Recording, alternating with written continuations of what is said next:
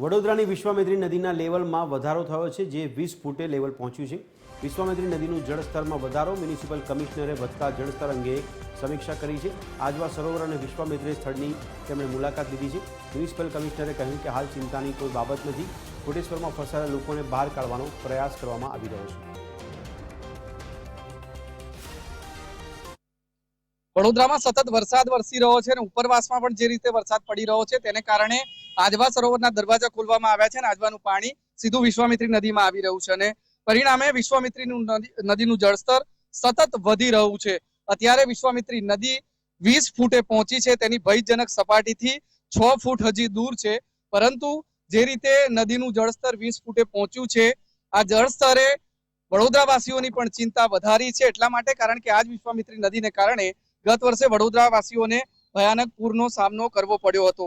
પરિસ્થિતિ પર સતત નજર રાખી રહ્યું છે વડોદરા મહાનગરપાલિકાનું તંત્ર અને એટલા માટે મ્યુનિસિપલ કમિશનર અરુણ મહેશ બાબુ પહોંચ્યા છે વિશ્વામિત્રી નદીનું જળસ્તર જોવા માટે, સાથે સાથે સમગ્ર પરિસ્થિતિ પર નજર રાખવા માટે। સર, સમગ્ર પરિસ્થિતિ પર આપ નજર રાખી રહ્યા છો, આજવા પણ ગયા, અહીંયા આપ આવ્યા છો, શું પરિસ્થિતિ છે શહેરની, શું કહેવા માંગો?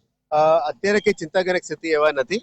આજવામાં ગઈકાલે સવારે 9 વાગ્યાથી અમે 62 દરવાજા ખુલ્લા રાખવામાં આવ્યું છે, એટલે 14 MCFT નું પાણી અત્યારે છોડવામાં આવી રહ્યા છે, જેથી કરીને લગભગ આજવાની લેવલમાં આપણે 212.5 સુધી લાવવાનું નક્કી કર્યું હતું, પણ આવનારા વર્ષો માટે પીવાનું પાણી પણ આપણા માટે જરૂરિયાત છે, એટલે પ્રતાપપુરાનું 2 રેડિયલ ગેટ્સને અમે અત્યારે બંધ રાખી છે, જેથી કરીને આજવાનું પાણી નીકળી જાય। પૂનમની સમય છે એટલે મહીસાગર, સૂર્યા, વિશ્વામિત્રી, નર્મદા તમામ પાણી અત્યારે બહાર જઈ રહ્યા છે, એટલે એને પાણી નીકળવા માટે પણ એમને સમય આપવો પડશે, એટલે અત્યારે આજવા ખુલ્લું રાખીશું। વડોદરાના મ્યુનિસિપલ કમિશનર અરુણ બાબુ, તેમનું કહેવું છે કે વડોદરાવાસીઓ ચિંતા કરવાની જરૂર નથી।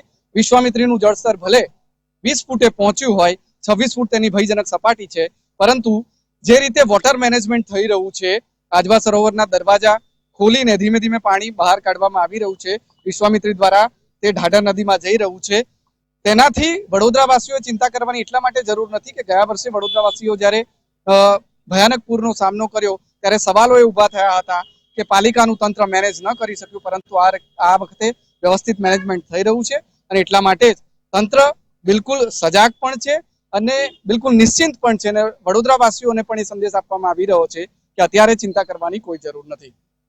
કેમેરામેન જિગ્નેશ સોલંકી સાથે અમિત ઠાકોર, TV 13 ગુજરાતી, વડોદરા।